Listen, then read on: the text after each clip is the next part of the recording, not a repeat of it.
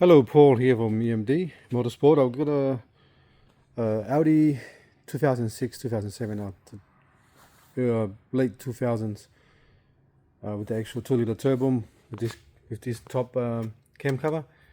Some of the Volkswagen share the same thing with this kind of breather intake valve there on top, the little small one. The newer one, they have it on here as well. But just a quick, I just want to go have a rundown to show you guys most of the information that I can actually show you, let you know the name of the sensors and what they do call at Volkswagen Audi, what they call it and what they do, and the torque figures to help people out here. So this is the intake manifold. The throttle body is mounted here as well, but we took it off so we can actually get to the actual this bracket underneath. Let's just go through the name and torque figures for the bolts for this model here, and then that way we can actually let's have a look. Let me get everything ready. We'll start with this one here. This is the one that's connected to the actual butterflies on the actual intake manifold here. There's a runner that goes right inside there. So there's two. This is one here is called the actual intake flap motor, and it's got two sensors inside. So the intake flap motor is called a V for Victor 157, but at the same time it's got a runner position sensor here. It's called a G336. All right, G336 is this one here, that one there, and then this one here is called a V for Victor V157. Okay, that's the intake flap motor control. All right, let's move on to the next one. Next one will be this one here. This is your fuel pressure sensor. This one here is your fuel pressure sensor. It's torqued up to 22 Newton meters, and it's called a G247. G247 is your fuel pressure sensor. 22 Newton meters when you torque it up. Okay, let's move on to the next one. The next one will be the DFI pump, which is this one here. There's three bolts holding it in. You can see it there, the hole there. So those 3 bolts torqued up to 10 Newton meters. And your mechanical high pressure pump in here, it comes complete integrated with the actual N276, and that's your fuel pressure regulator here in here. So N276 fuel pressure regulator, and the low fuel pressure sensor, which is could call that the G410. So G410 is this one here, and N276 is that one there.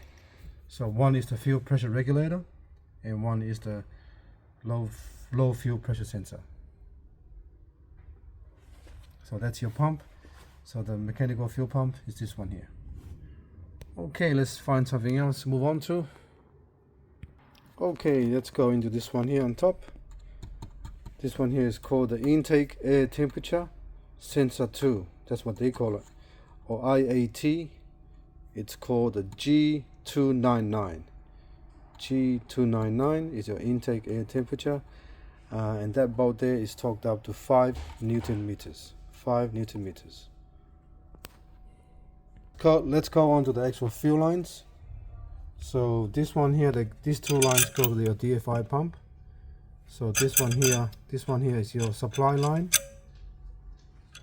to the actual fuel rail, and this is your return line to the fuel tank. This one here is return line, supply line.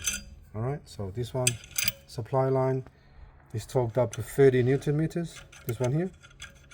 And your return line, there's a bolt that goes through there like a banjo, and the bolt that goes through there is 25 Newton meters. 25 Newton meters. All right. Okay, this one here, it's called a EVAP sensor. So your tank fuel purge solenoid is this one here. That one there is connected to this one here. That one there as well, it's connected to that. And then that one, they call that a N80. This one here is N80.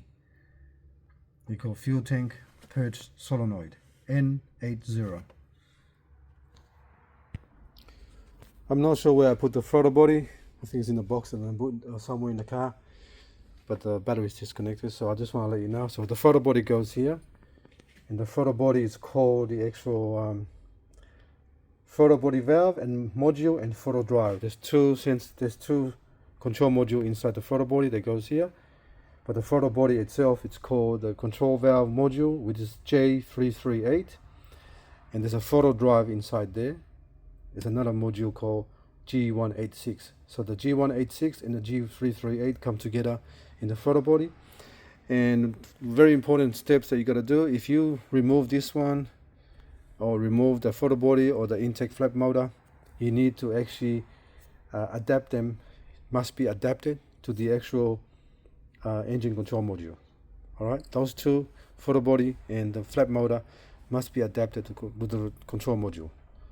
But the most important thing is the actual throttle body. The throttle body must be adapted to the actual ECU, engine control module, at the same time to the basic settings for the flaps to move back and forth.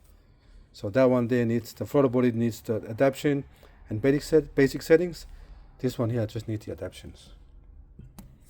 Alright, so I think that's pretty much all the stuff I'm going to cover, just to actually the Volkswagen share the same thing, share the same engine as well.